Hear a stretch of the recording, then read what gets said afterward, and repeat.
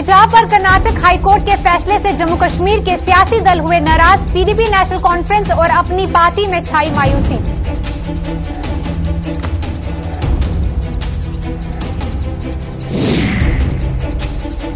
South Kashmir में सुरक्षा बलों को मिली एक और सफलता। अवंतीपुरा मुठभेड़ में मारा लश्कर-ए-तैयबा का आतंकवादी। पिछले 3 महीनों से घर से था लापता।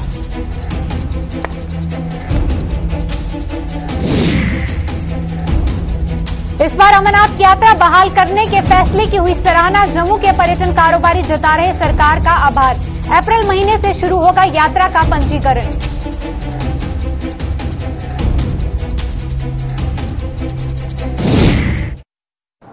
नमस्कार, जम्मू कश्मीर के इस खास बुलेटिन में आपका स्वागत है। मैं हूं आपके साथ जसलीन कौर। तो चलिए शुरुआत करते हैं इस बुलेटिन की। हिजाब विवाद पर कर्नाटक हाईकोर्ट के फैसला जम्मू कश्मीर के कई सियासी दलों को रास नहीं आ रहा है। पीडीपी नेशनल कॉन्फ्रेंस और अपनी पार्टी ने हाईकोर्ट के इस फैसले पर सवाले निशान लगाए हैं। वहीं पीडीपी अध्यक्ष महबूब मुफ्ती ने कहा कि हिजाब प्रतिबंध को बरकरार रखने का कर्नाटक हाईकोर्ट का फैसला बेहद ही निराशाजनक है।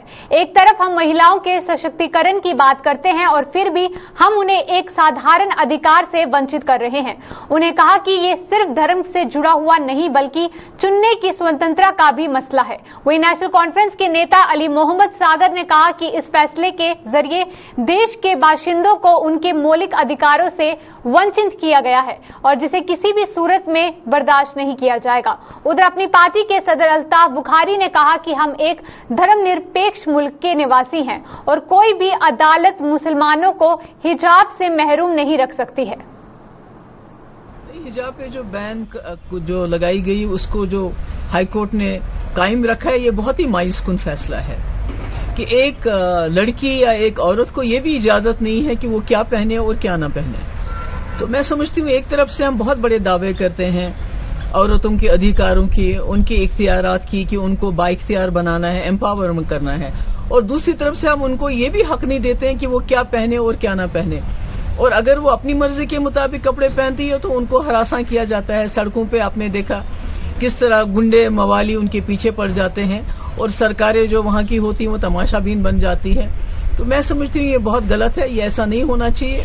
हर इंसान को, हर औरत को, हर बच्ची को ये हक होना चाहिए कि वो क्या कपड़ा पहने और क्या कपड़ा नहीं पहने। ये इसका फैसला अदालतों के पास नहीं होना चाहिए। सबसे बड़ी बात यह कि हमारे मुल्क में हमारे फंडामेंटल राइट्स हैं, तमाम हिंदुस्तानियों के फंडामेंटल राइट्स हैं। उन फंडामेंटल राइट्स के मुताबिक वो अपनी जिंदगी गुजार सकते हैं। उनका उठना, उनका बैठना, उनका लिबास पहनना, ये सारी चीजें वाज़ेह हैं। वो हमारे मुल्क के संविधान ने, आईन ने हमें अलाउ की है। अब उसको कौन नकारने वाला है वो देखना उनका काम है। लिहाजा वो हिजाब पहनना कोई गलत बात नहीं है, वो मजहब के ऐन मुताबिक है। इसमें कोई, चूंकि एक सेक्युलर मुल्क में हम रहते हैं, हिंदुस्तान एक सेक्युलर मुल्क है, यहाँ हमें आजादी है अपने मजहब के, कोई भी मजहब निभाने का, अपनाने का, और उसके हिसाब से हमें से इस्लाम में यह है कि 5 वक्त की नमाज पढ़नी चाहिए। ये तो एक अवलीन फर्ज है, शायद सब नहीं पढ़ते हैं, तो इसका थोड़ा ही मतलब है कल कोई कहेगा हमें कि नहीं साहब आप पढ़ोगे या नहीं पढ़ोगे। ये हमारी मजहबी अकीदा एक है और हर एक को अकीदा अपने अकीदे के मुताबिक चलने की पूरी इजाजत होनी चाहिए।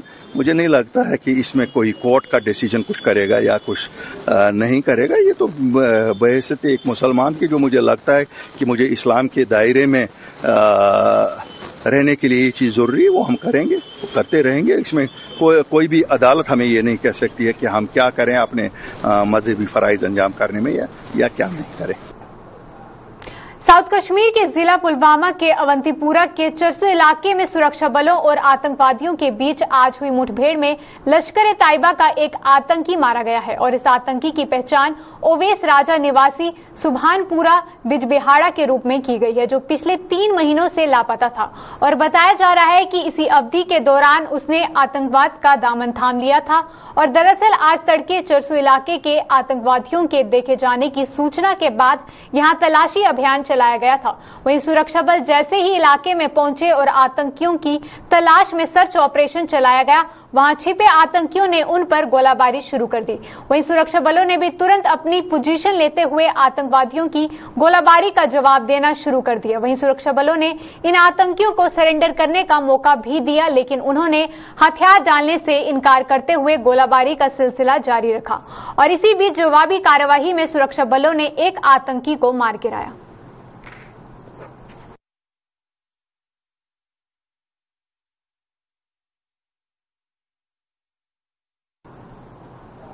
साल 2019 में से बाधित रहे श्री अमरनाथ जी की यात्रा इस बार बहाल किए जाने के सरकार के फैसले की चारों ओर सराहना हो रही है। यात्रा के लिए अप्रैल महीने से पंजीकरण भी शुरू हो जाएगा और इस फैसले से खासतौर पर पर्यटन कारोबारियों व दुकानदारों के चेहरे खिल गए हैं। साल 2019 में यात्रा बीच में ही रोक दी गई थी और उसके बाद कोरोना महामारी ने सरकार को यात्रा बंद करने पर मजबूर कर दिया था, लेकिन इस बार अब कोरोना से उपजे हालात में काफी हद तक सुधार होने के चलते यात्रा करवाने का फैसला लिया गया है और जिससे देश विदेश के शिव भक्तों को भी मुंह मांगी मुराद मिल गई है।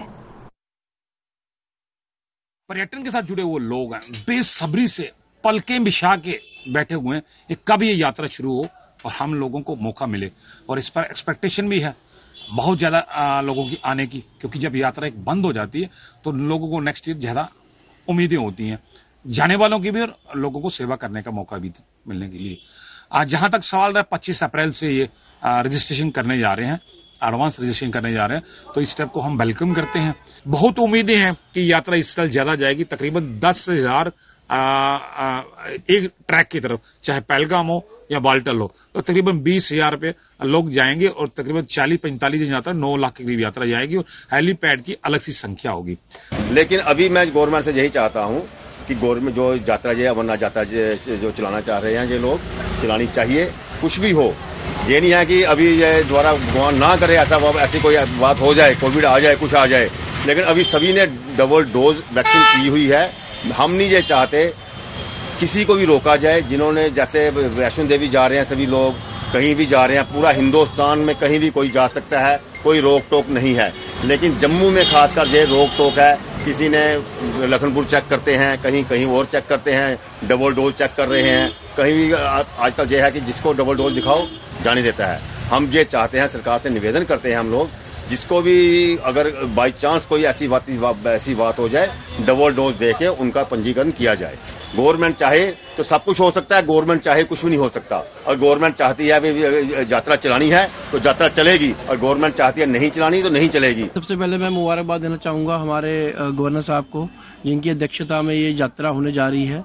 अप्रैल में इसका पंजीकरण शुरू होगा। बहुत मुबारक वाली बात है पूरे जम्मू वासियों के लिए, क्योंकि पिछले 2-3 साल से हम जैसे देखते आ रहे हैं कि यात्रा जो है उस पर कहीं ना कहीं ग्रहण लगता रहा है। कोविड की समस्याएं या फिर आतंकवादियों का डर, तो पिछले 2-3-4 साल से यात्रा जो है बहुत ज्यादा डिस्टर्ब हुई है। और इस बार मुझे उम्मीद है कि पूरे भारतवर्ष से, बल्कि बाहर इंडिया के बाहर से भी जन सैलाब पूरा उमड़ेगा और बाबा भोले के दर्शन को जो लोग तरस रहे हैं उनको दर्शन करने को मिलेंगे। इसके साथ साथ मैं ये कहना चाहूंगा कि दिक्कतें बहुत हैं। जैसे हमने पिछला साल देखा, कोरोना से लेके सिक्योरिटी को लेके बहुत प्रॉब्लम है। जैसे कि यात्री हमें बताते हैं कि रास्ते में सिक्योरिटी को लेके बहुत ज्यादा प्रॉब्लम आती है, जगह जगह पे उतार के सिक्योरिटी की जाती है। तो मैं आपके माध्यम से ये कहना चाहूंगा गवर्नमेंट को कि सिक्योरिटी चेक जो है वो एक बार किया जाए, ताकि रास्ते में जो टूरिस्ट है, जो श्रद्धालु है, उसको बार बार गाड़ी से उतार के उसकी चेकिंग ना की जाए। पूरे कश्मीर वालों को प्रॉब्लम हुई है, यात्रा आनी चाहिए। जितनी बढ़ के यात्रा आएगी इतना जम्मू वालों को, कश्मीर वालों को फायदा होगा। और पब्लिक आनी चाहिए, रौनक होती है, दुनिया की रौनक है, दुनिया बार बार लोग आते हैं और हमें मिलते हैं, हमें खुशी होती है। ये यात्रा के सरकार को हम गुजारिश करते हैं और हाथ जोड़ के विनती करें, यात्रा चलाए और खुशी से चलाए, और सब जम्मू वालों को, कश्मीर वालों को फायदा होगा। अच्छे रहेंगे तो सबके दिन अच्छे आएंगे। बड़े खुश होते हैं हम सारे में। चोरों का कोई भी दीन, ईमान और मजहब नहीं होता है और इसका जीता जागता सबूत देखने को मिला है पुंछ में, जहां चोरों ने लोगों के घरों में झाड़ू पोंछा कर अपना पेट भरने वाली एक महिला को अपना निशाना बनाया है। चोरों ने किराए पर रह रही इस महिला के आवास में सेंध लगाकर इसकी जीवन भर की पूंजी पर हाथ साफ कर दिया है। चोरी की इस वारदात के समय हमीजा बी नाम की ये महिला घर पर नहीं थी और इसी का फायदा उठाकर चोरों ने अपने मंसूबों को अंजाम दे दिया। वहीं बहरहाल पुलिस ने मामला दर्ज कर अपनी जांच शुरू कर दी है। मैं किसी ने कहा राती गई हूँ पता कर, उधर उस वेले आई हूँ मेरे ताले बजे ने, मेरा सारा कुछ अंदरों लुटी, कोई ले गया। ठीक, मैं हाथ जोड़नी है, पुलिस भी आई है अभी सवेरे देखी, फोटो यूट्यूब बनाई ले गई है। मैं हाथ जोड़नी आज भी सब के मेरा घर मेरे चोर पोड़न, मैं दिहाड़ी लोगों ने पोचे मारनी है, मजदूरी करनी है। मैं गरीब लावारिस औरत हूँ, कल्ली तरह नहीं, मैं किराए पर रहती थी, अपना इतना कोई छोड़ी था, मेरा सारा कोई लुटे गया। ठीक, मैं हाथ बनी संभाली हूँ, मैं गरीब नहीं ना, किराएदार नहीं ना, मेरा चोर पोड़न। ये हमारे मोहल्ले में रहती है, हमारी कजन है, ये बहुत ही गरीब है, लोगों के घर में जाके बर्तन वगैरह साफ करके और मेहनत मजदूरी करके 2 वक्त की रोजी बसर करती है। तो हमारी एडमिनिस्ट्रेशन से यही गुजारिश है, जिस आदमी ने इसका घर लूटा है उसको जल्द से जल्द पकड़ा जाए। जिस आदमी ने ऐसे गरीब औरत को, मस्कीन को नहीं छोड़ा, तो एडमिनिस्ट्रेशन से गुजारिश है जितनी सख्त से सख्त कार्रवाई की जाए और मोहल्ले में छानबीन की जाए, किस आदमी ने इसका घर लूटा है उसको पकड़ा जाए।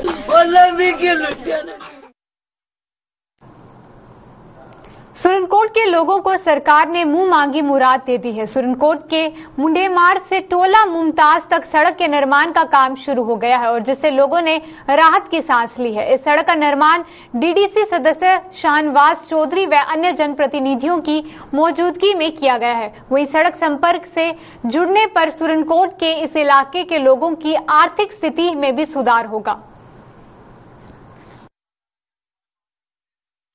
मैं आज इलाके के लोगों को मुबारकबाद पेश करता हूं और ये क्योंकि इस इलाके के बीच में बिल्कुल कोई सड़क नहीं थी, अब ये रोड कनेक्टिविटी से इस इलाके की तरक्की होगी और मैं यहाँ की जो R&B के AWE साहब और उनकी टीम है, इनको मुबारकबाद करता हूँ कि इन्होंने बड़े अच्छे प्रोजेक्ट्स जो है वो इनिशिएट किए।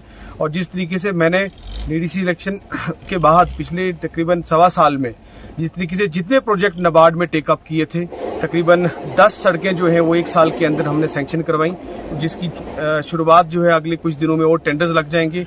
और ज्यादातर जो दूर दराज इलाके थे जहाँ सड़कें नहीं थे पिछले 50 सालों से, वहाँ सड़कें इंशाल्लाह बननी शुरू होंगी। इस बार मैंने फिर जो है 12-13 सड़कों के बड़े प्रोजेक्ट्स मूव किए हुए हैं। पिछले साल 10 सड़कें जो हमने अप्रूव करवाई हैं। तो मेरी कोशिश है इंशाल्लाह कि यहाँ सारे हमारे इलाके के जो PRIs हैं, सरपंचीज हैं, उनको साथ लेकर, लोगों को साथ लेकर सारे इलाके जो है उसमें कनेक्टिविटी रोड्स की जो है वो दी जाए, क्योंकि कनेक्टिविटी से ही सारी डेवलपमेंट है। कोरोना महामारी का प्रकोप काफी हद तक कम होने के कारण अब दिव्यांगों को दिव्यांगता प्रमाण पत्र जारी करने की मुहिम भी शुरू हो गई है और इस बाबत अखनूर के उप जिला अस्पताल में आज लगाए गए शिविर में कई दिव्यांगों का मूल्यांकन करने के बाद उन्हें ये प्रमाण पत्र सौंप दिए गए। वहीं कोविड के चरम पर अब रहने के कारण ऐसे शिविरों पर रोक लगा दी गई थी और अब ये सिलसिला फिर से शुरू होने पर दिव्यांगों ने भी राहत की सांस ली है।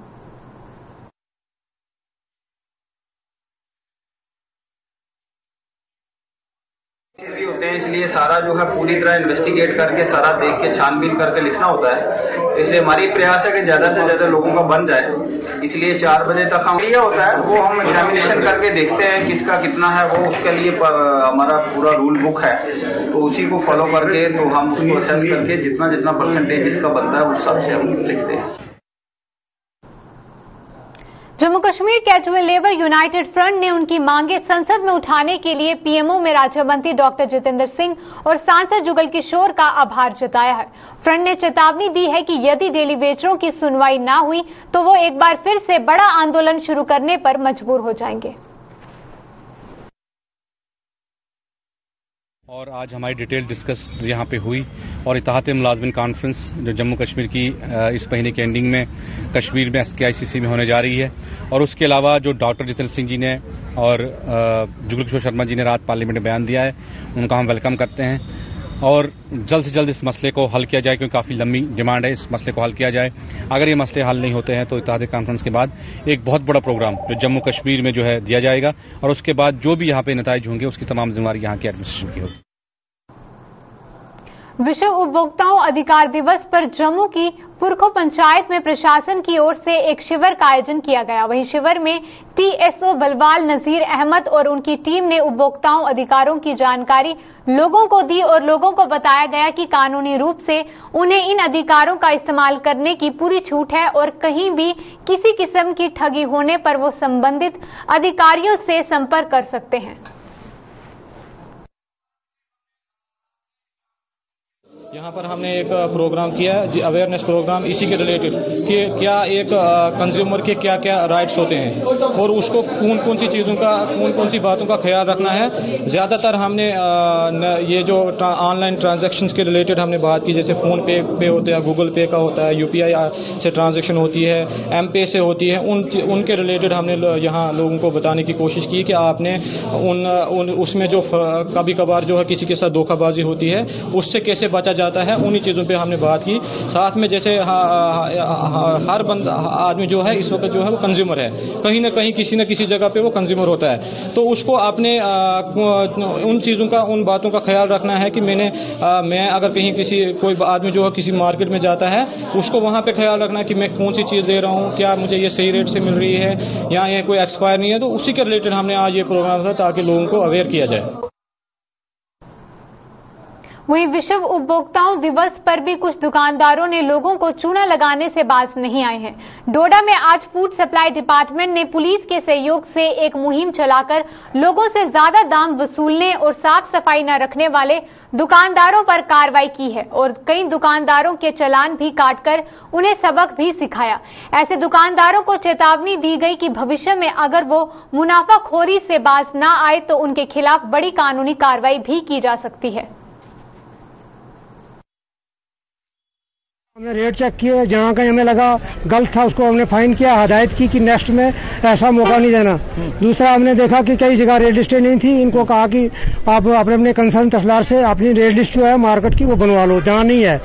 तो सब्जी वालों को क्या, कंडे वालों को, मेट्रोलॉजी वालों ने हदायत की कि अपने कंडे को पास करवा लो। कितने चालान आपने अभी तक हमने इसमें कोई 15 चालान किए, जिसमें अभी तक 3700 रुपया जुर्माना हुआ मार्केट में। जब भी मार्केट जाए तो देखे अगर सब्जी ठीक है तो ही ले, नहीं तो उनको इसकी शिकायत अपने कंसर्न अफसरान में करे ताकि वो जो भी वहाँ कमी है वो दूर हो जाए। आगे ईद है, आगे दिवाली है और लोगों के लिए हमें साफ सफाई रखवानी है और रेट जो है वो जेन्युइन होना चाहिए, वही जो है जो फिक्स रेट है। इसके अलावा मुनाफाखोरी नहीं होनी चाहिए। मेरी दुकानदारों से अपील है कि आगे आने वाले बड़े दिन हैं, क्या कहते हैं, ईद है, रोजे हैं, दिवाली है, इस पर लोगों का वो तावन करें, किसी से ज्यादा रेट वसूल ना करें और ये ना सोचें कि अभी इस वक्त कोई पूछने वाला नहीं है। जम्मू के रेजिडेंसी रोड पर सोमवार को कबाड़ के गोदाम में लगी आग से मची तबाही से प्रभावित हुए प्रवासियों को अपने भविष्य की चिंता सताने लगी है। उपराज्यपाल ने मृतकों के परिजनों व घायलों के लिए मुआवजे की घोषणा तो कर दी है, लेकिन प्रभावियों के सिर से छत छीन चुकी है और इनकी जमा पूंजी भी आग में राख होकर रह गई है। कुछ स्वयंसेवी संस्थाएं व अन्य लोग फिलहाल इनकी मदद कर रहे हैं और उन्होंने भी इन लोगों के रहने का बंदोबस्त करने की अपील की है। आपको बता दें कि सोमवार शाम को पेश आए इस हादसे में एक महिला और बच्चे समेत 4 लोग मारे गए थे और 1 दर्जन के करीब घायल हो गए थे। मैं काम पे गया था, अचानक 5:30 बजे, 5:45 बजे अचानक आग लग गया उधर। फिर काम से आके देखता हूँ उधर सारा धुआं निकल रहा है। हमारा बंदा मर भी गया है, तो कोई बचा भी हुआ है। तो मेरा फैमिली का अभी बहुत दिक्कत हो गया, बंदा और भी जाने वाला है, मरने वाला है। अभी भगवान ने क्या किया पता नहीं, हमने उसमें क्या गलती था क्या था हमने देखा ही नहीं, हम काम पे था। उधर अचानक इतना नुकसान हो गया, हमें मालूम भी नहीं पड़ा। निकल क्या है, पैसा तो देखिए हमारा बंदा ही नहीं है, पैसा तो बर्बाद होता नहीं। अभी जिसका मर चुका है, अभी उनको लिए हमारा लिए कुछ ऊपर सरकार ऊपर तरफ से कोई प्रशासन से मदद करेगा तो हमारा बंदा थोड़ा खुश रहेगा। सब दुखी परिवार है। मैं तो ये गवर्नर महोदय का शुक्रिया अदा करता हूँ कि उन्होंने जो 5-5 लाख रुपए जो जिनकी डेथ हुई है उनको अनाउंस किया है, लाख रुपए जो इंजर्ड हुए हैं उनको किया है। मैं गवर्नर महोदय से एक अपील और करना चाहता हूँ कि जो ये बेचारे यहाँ पे रहा करते थे उनकी रिहाइश का कोई बंदोबस्त कर दें, ताकि जो परिवार जहाँ से डिसेबल हो चुके हैं उनका कोई देख रेख के लिए कोई ना कोई ऐसा जुगाड़ बना दे कि उनको कहीं झुग्गी बना के दे दें, कहीं रहने के लिए उनका कोई बंदोबस्त कर दें। है तो वो भी इंसान ही, इंसान का भला करना इंसान का ही काम है। और मैं गवर्नर महोदय का शुक्रिया अदा करता हूँ और खास करके मैं फायर सर्विस का और लोकल एडमिनिस्ट्रेशन पुलिस का उनका बहुत हम गवर्नर महोदय से उन्होंने तो का अनाउंस भी किया कि 5-5 लाख रुपया जो जिन डेथ हुई है उनको दिया है और 1-1 लाख जो इंजर्ड है 25-80 हजार जो कम इंजर्ड है उनको दिया है। मैं एलजी साहब का भी बड़ा शुक्रिया अदा करती हूँ कि उन्होंने बहुत अच्छा काम किया है और उनको हेल्प दी है। अभी तो उनको चर्च में रखा हुआ है, अब देखते हैं कि मतलब कैसे उनको रखना है। आप एडमिनिस्ट्रेशन से ही करेंगे गुहार के कैसे उनको रखना है। परिसीमन आयोग की ओर से कुछ संशोधनों के साथ मसौदे को सार्वजनिक करने के बाद एक बार फिर जम्मू कश्मीर में सियासत गर्मा गई है। मसौदे के सार्वजनिक होने के बाद सियासी दलों के नेताओं की लगातार प्रतिक्रियाएं सामने आ रही हैं। वहीं परिसीमन के मसौदे को लेकर भाजपा नेता और पूर्व डिप्टी सीएम कविंदर गुप्ता ने कहा कि हर क्षेत्र के लोगों के साथ न्याय हो, आयोग ने इसका प्रयास किया है।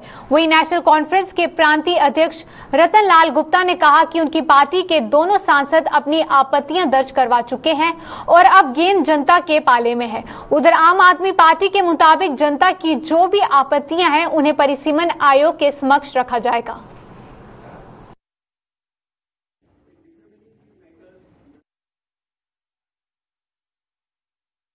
जो कॉन्स्टिट्यूएंसीज की हदबंदी की गई है उसको दर्शाया गया है और कुल मिलाकर के सभी के साथ न्याय हो इस प्रकार की कोशिश की गई है। हमें उम्मीद है कि सभी को बराबर, चाहे वो एरिया वाइज हो, चाहे वो टेरेन का हो, चाहे वोटर का हो, मद्देनजर रख के इसको किया गया है।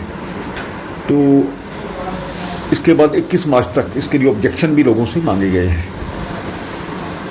अभी भी जिन लोगों को लगता है कि कोई तहसील या कोई पटवार हल्का उसके बारे में, तो उसके लिए वो अपने व्यू दे सकते हैं। कुल मिलाकर के एक न्यायपूर्ण ये होगा, हमें भारतीय जनता पार्टी ऐसा महसूस करती है।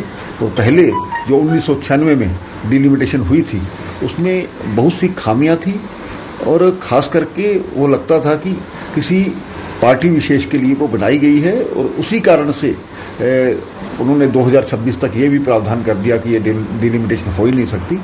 तो काफी उससे जनता भी परेशान थी और समय समय पर आवाज भी उठती थी। अब जो डिलिमिटेशन बना है तो हमें उम्मीद है कि जो भी होगा वो लोगों के हित को देखते हुए और कॉन्स्टिट्यूंसी के हितों को देखते हुए होगा।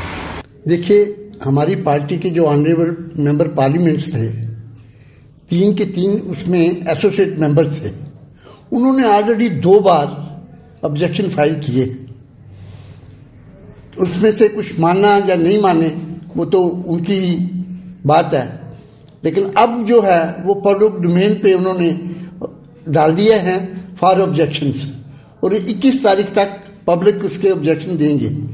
तो जिन को ऑब्जेक्शन देने होंगे वो देंगे 21 से पहले।